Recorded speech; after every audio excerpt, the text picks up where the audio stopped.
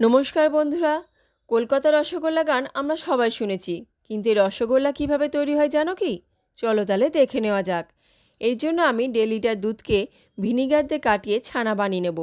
তারপর ভালো করে ধুয়ে ছেঁকে নিয়ে একটা পরিষ্কার কাপড়ে বেঁধে নিয়ে ছানার সমস্ত জল বের করে নিতে হবে। এবার একটি থালায় রেখে হাতের তালুর প্রেসার দিয়ে ভালো করে ঠেসে নেব, যতক্ষণ পর্যন্ত না থালা থেকে উঠে আসছে ডোটা। তারপর 1 চামচ সাদা ময়দা বা কর্নফ্লাওয়ার দিয়ে আবারও 1 মিনিট ঠেসে নেব। তারপর নিজের পছন্দ মতো লেচি কেটে নিতে হবে। এবার ওভেনে পাত্র বসিয়ে দিয়ে দেবো 1 কাপ চিনি ও ওই কাপে 3 কাপ জল। এবার ফুটে এলেই লেচিগুলো দিয়ে দিলাম 2টি ছোটো এলাচ। এবার ঢাকা দিয়ে 6 মিনিটের মতো ফুটিয়ে নিলেই রেডি দোকানের মতো পারফেক্ট রসগোল্লা। তবে ফোটানোর সময় কখনোই বারবার খুলে খুলে দেখবে না। এভাবে বানিয়ে খেও ও আমাকে প্লিজ জানিও কেমন লাগলো। ভালো লাগলে লাইক সাবস্ক্রাইব করে আমার পাশে থেকো। ধন্যবাদ।